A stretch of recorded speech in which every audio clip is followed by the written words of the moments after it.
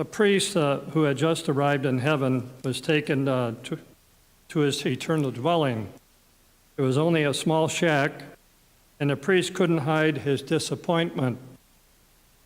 Down the street, he saw a taxi driver being shown a lovely estate with gardens and pools.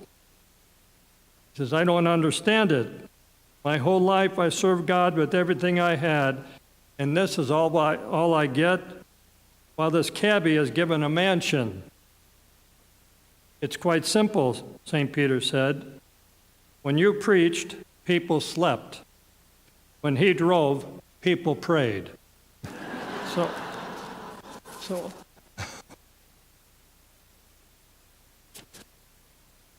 always dads have a little humor anyway, but that kind of leads into one thing I want to say is, the readings. See, 2 weeks from now we have the first Sunday of Advent, and that's the beginning of the church year. So we're in the end. We're celebrating kind of the end of the church year. Next Sunday is the Feast of Christ the King, and that's the last Sunday of the church year.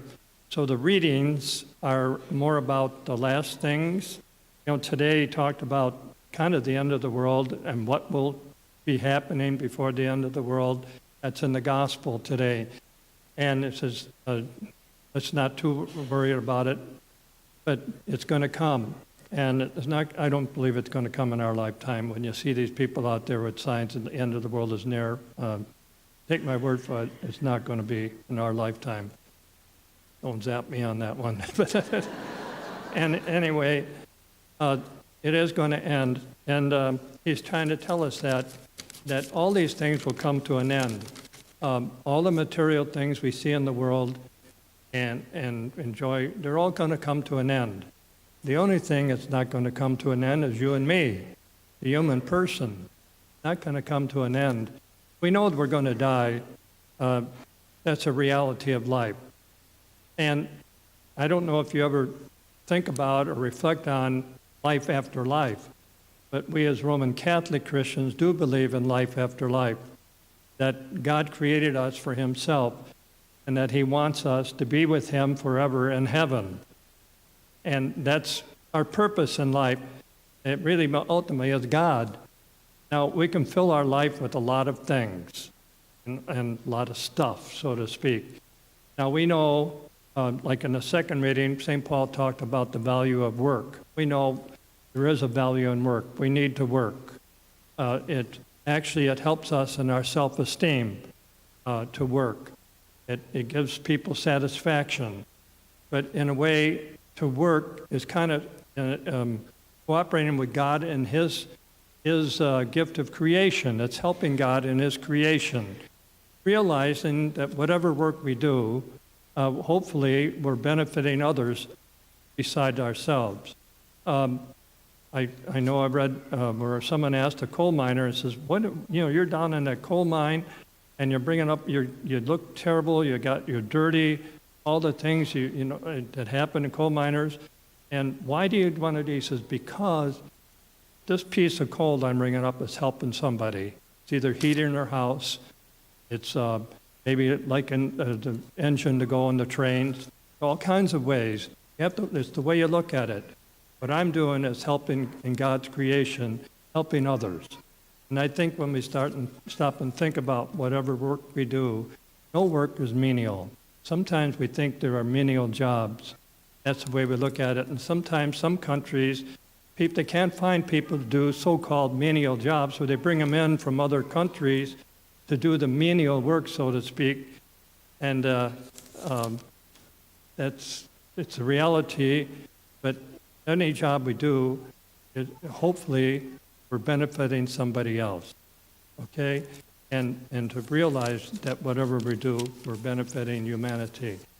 And we all need work. It helps us spiritually, physically, emotionally, and financial. We do need to work to live on and things like that. But so just to think about the things that Paul is saying about work, and he's telling people not to be busybodies.